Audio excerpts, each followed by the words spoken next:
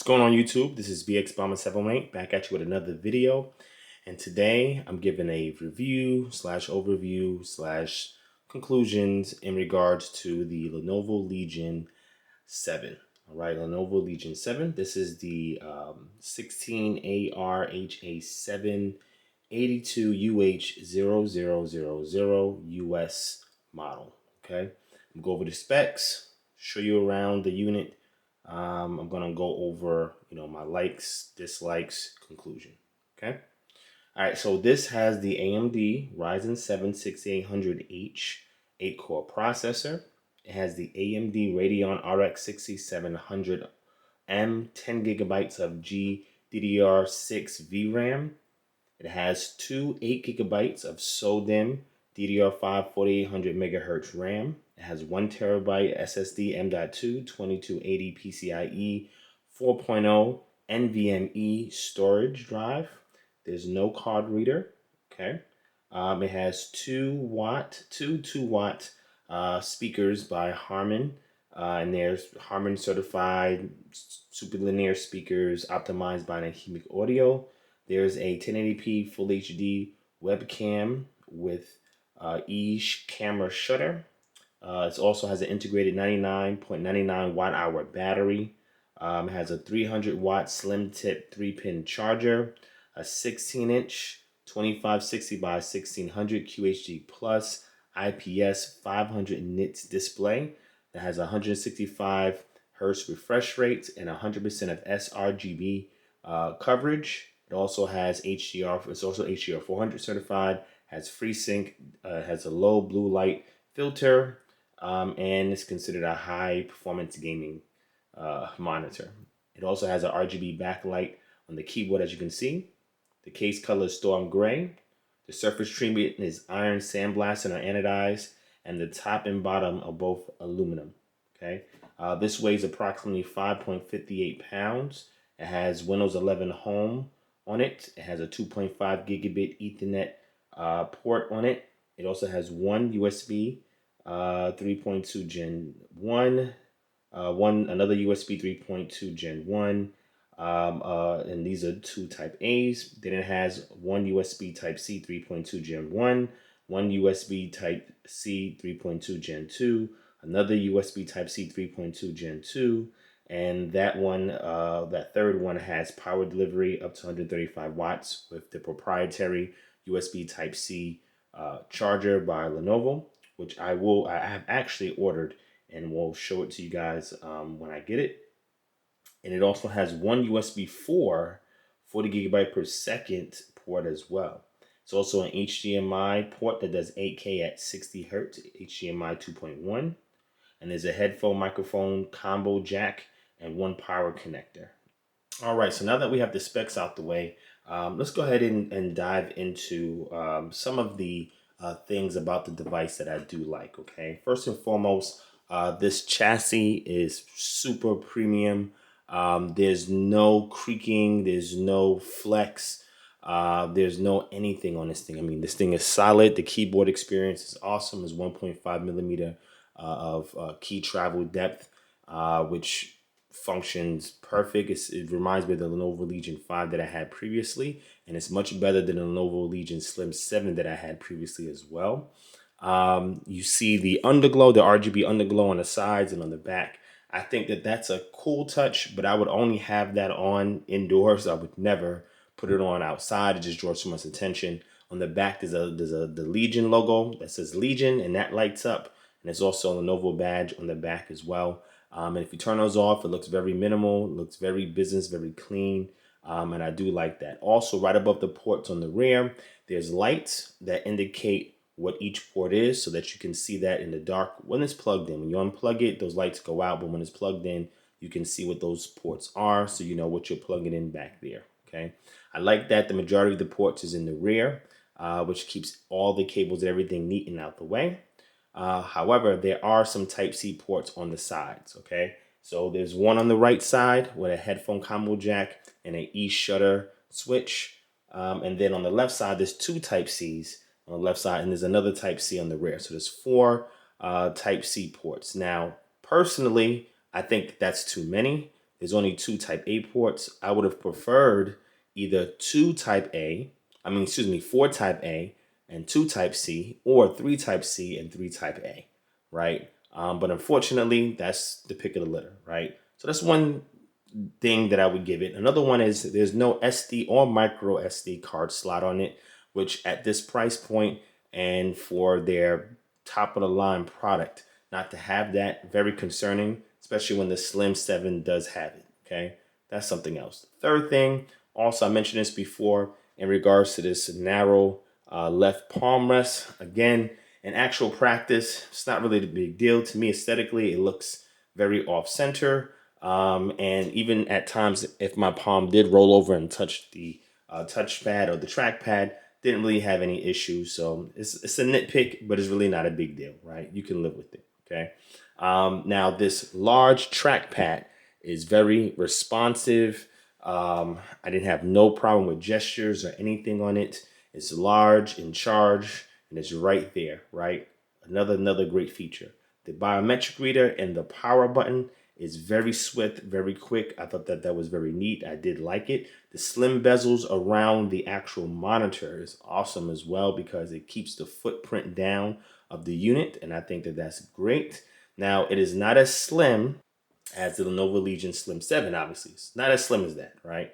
That would have been preferred. However, with this large 99.99 watt hour battery in it, it is phenomenal. The rating on the battery is 99.99 watt hour battery. However, the battery inside is actually 103 watt hour, right? 103 watt hour battery inside that over time, due to charging and discharging, would get to its rated capacity, okay?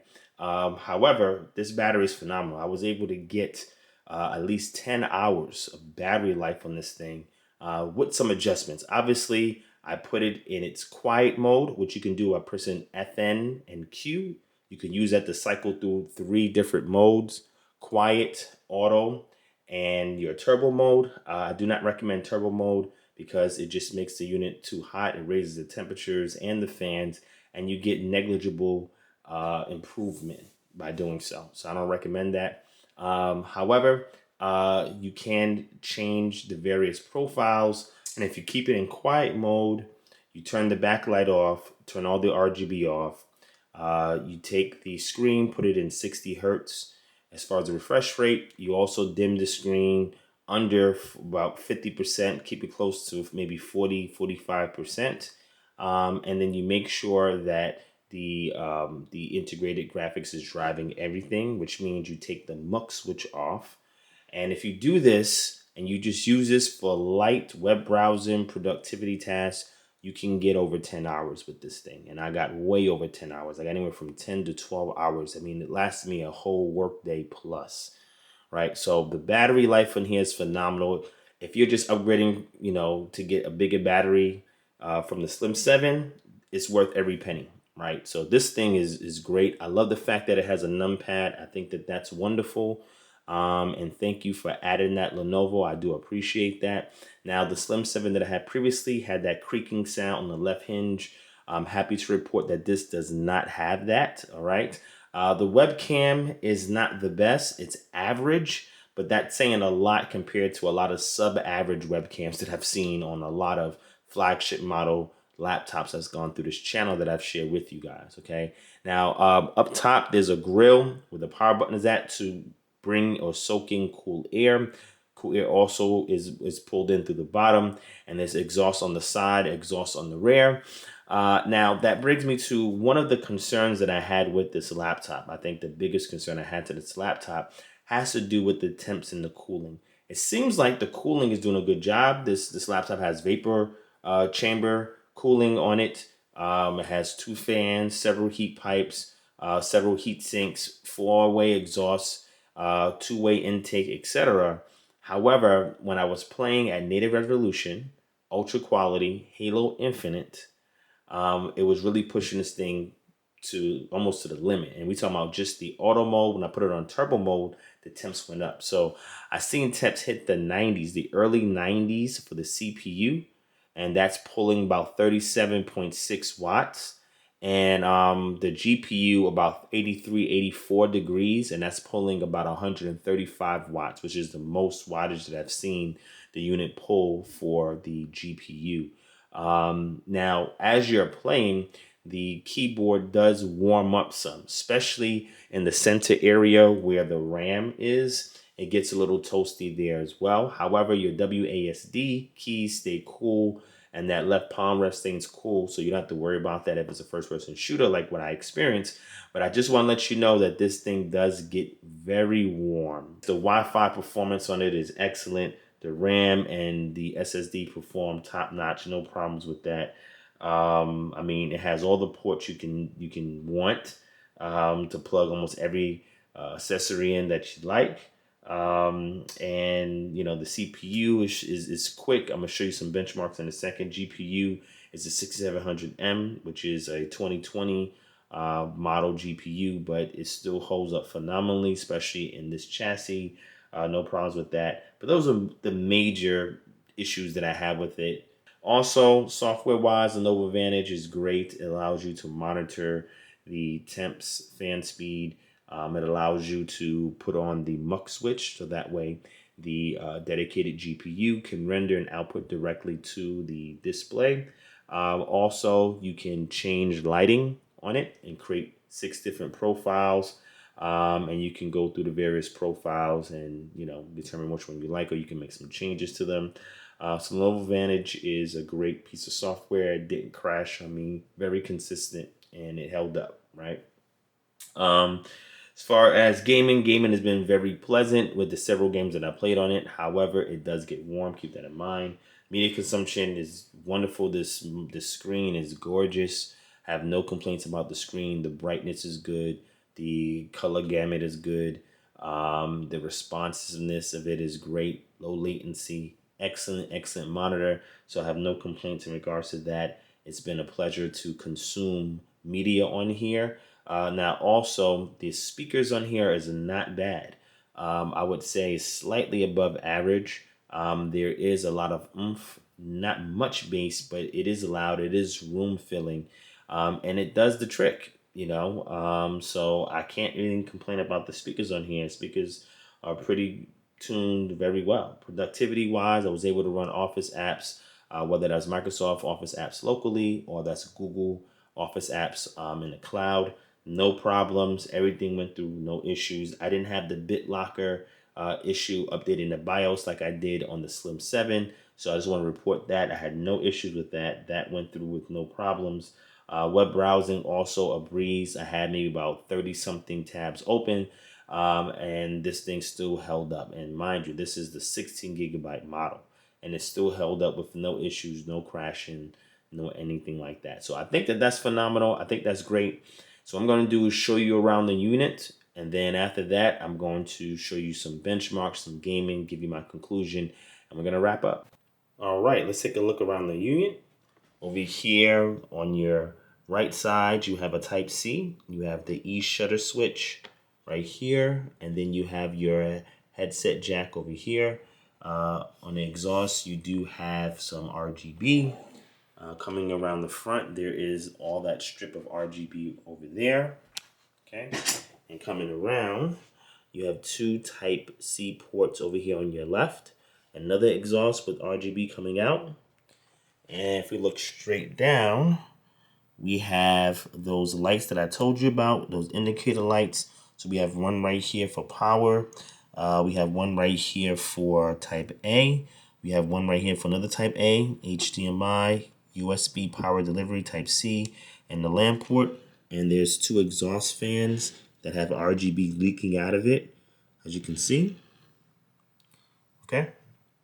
Here's your Legion logo that lights up and illuminates. And here's your Lenovo badge over here.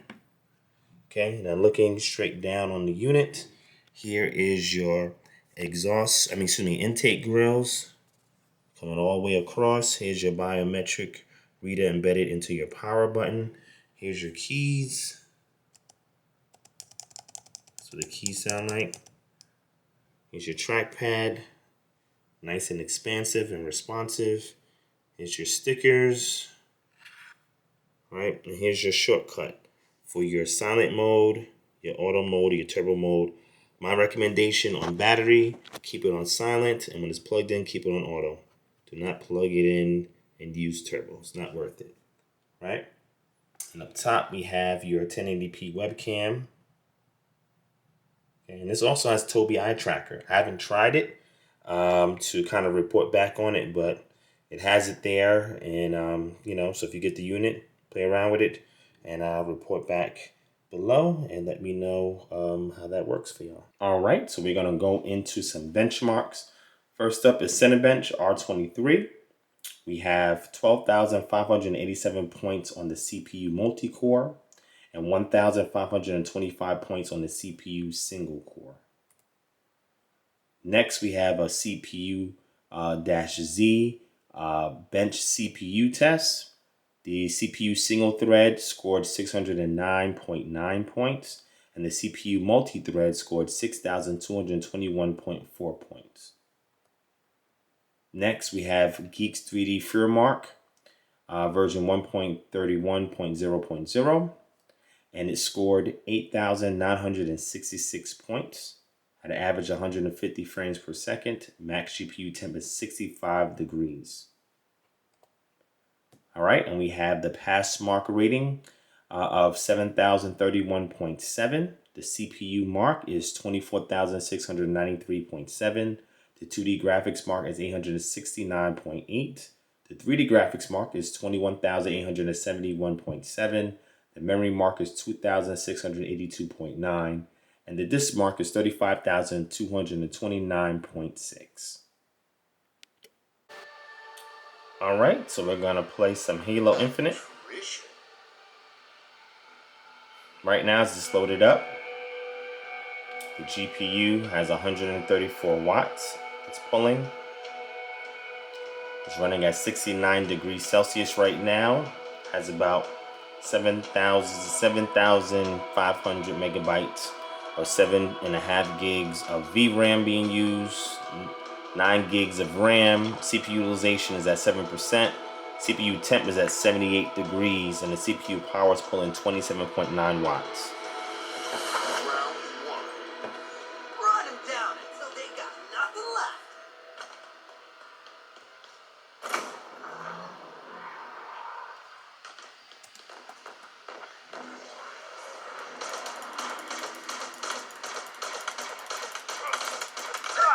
That's all's fair in war, huh?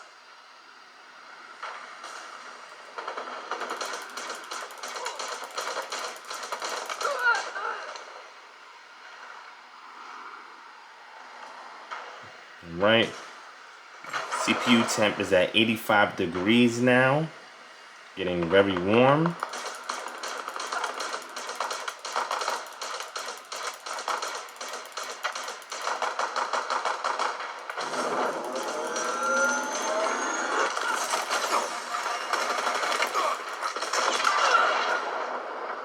GPU temp is at 77 degrees now, 78.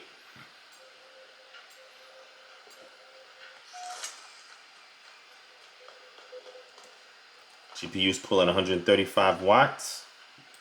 It's the max I've seen it pull.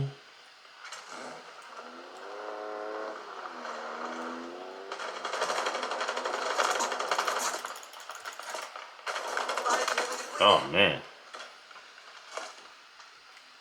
Alright, GPU temp dropped to 80. Oh no, excuse me. It went up to 81 degrees now. CPU went up to 88 degrees.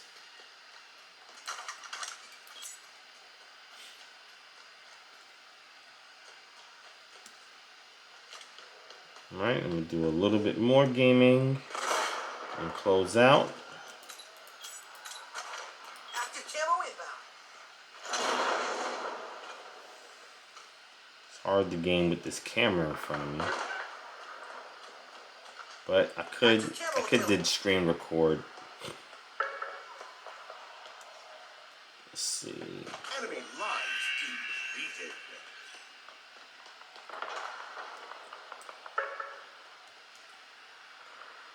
Oh, there's somebody over there.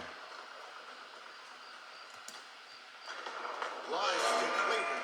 Danger zone incoming. What's wrong with that?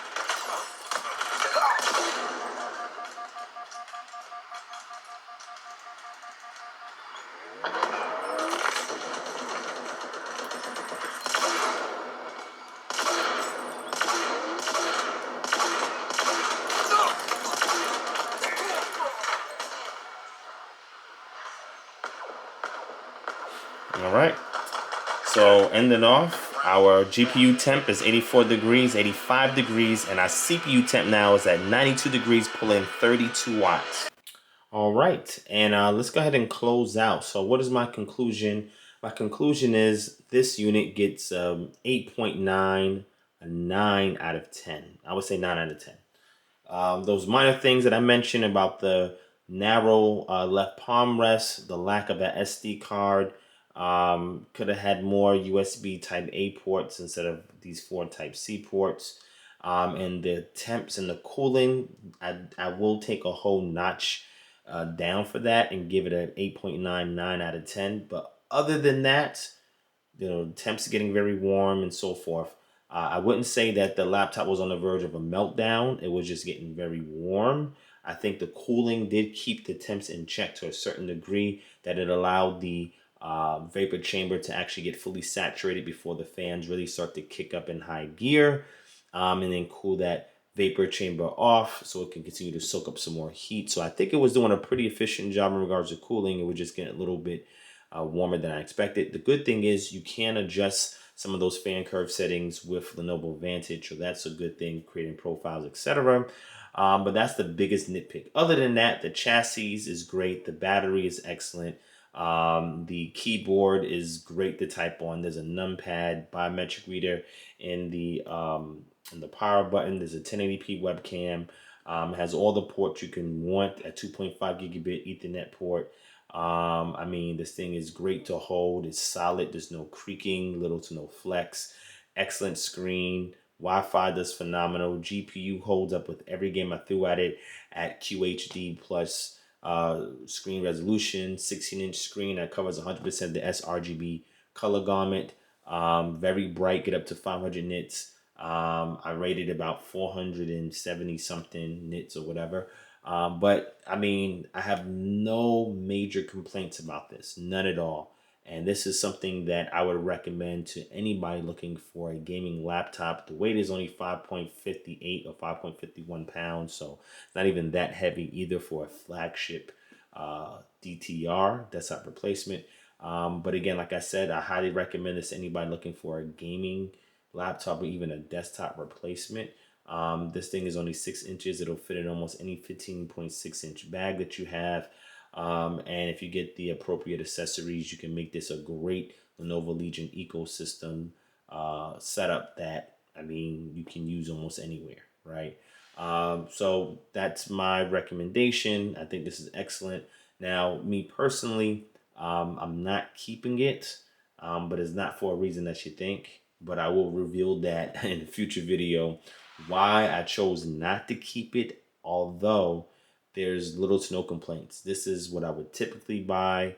I would typically keep it, and I would typically recommend it. But for some strange reason, I decided to relapse back to a previous laptop that I've actually showcased on this channel that I actually saw a great deal on, and I decided to get it instead of keeping this. Will I regret it? Possibly. Maybe. I'm not sure. But I do highly recommend this for you if you're looking for a great laptop. Again, I have little to no issues with it. And that's my conclusion. Now, if you have any questions, comments, inquiries, whatever, leave them down below. If I can answer them, I will. Again, share this video everywhere. Make sure you hit the thumbs up button. Subscribe if you're brand new. Hit that bell notification if you're new or old, so that you can get an update every time we go live, and or every time a new video is uploaded to the channel. And stay tuned for more videos on electronics, components, gadgets, laptops, and more. All right. Thank you for watching. See you next video. Hope you enjoyed. Peace.